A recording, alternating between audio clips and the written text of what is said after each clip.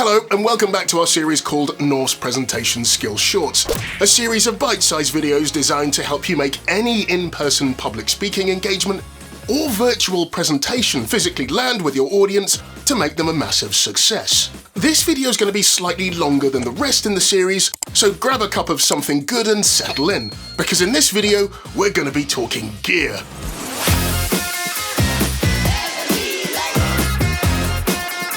We all love good gear, and you'd be hard-pressed to convince me otherwise that you don't like the toys. If you're presenting live or pre-recorded, we need good gear. Now, this is no excuse for you to go out and spend a huge chunk of change buying something brand new and top of the line. You'll be pleased to know that in this video, there are 3 essential pieces of gear we need to make sure our presentation, be it live or in the can, hits the mark, and these 3 elements will not break the bank. Specifically, if you're delivering virtually, the first essential piece of gear assumes that you don't have a posh external camera of sorts. And it's simple, and it's a laptop stand. I use one at home, and if I need to travel, I take one with me should I need to present. You could use a pile of books, however, there are a couple of great reasons to use a laptop stand or to elevate your computer.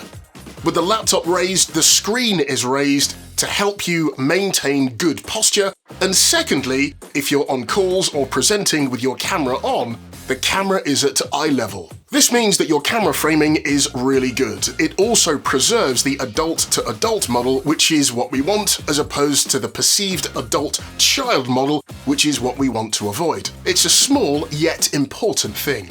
The second essential item is light. Now, of course, natural light is free. However, depending on your space and how you have it configured, you may not be able to harness said natural light. So you could use a desktop lamp with the light bounced off a wall to soften the light.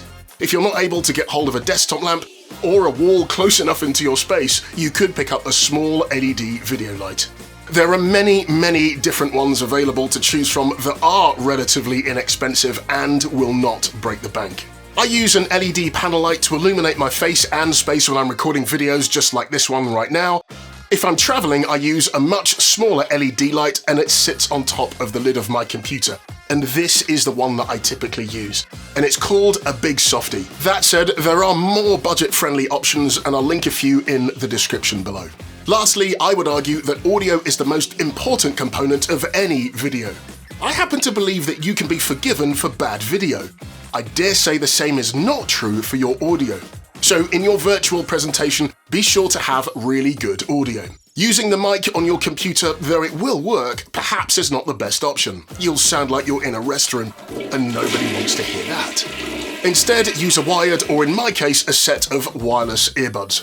When I'm home, I use a range of different microphones depending on my setup. I either use my Rode NT 5th generation, or my trusty Audio-Technica AT2020 USB, or even a Fine K669D. If I'm traveling, I tend to use my in-ears, and these are the Sony WF-1000XM4s. These are great for general music. I also use them when I go to the gym and when I'm on conf calls. But that said, most Bluetooth in-ear buds will do a pretty decent job. Of course, there are alternative options available, but these could be a much bigger investment just for one virtual presentation.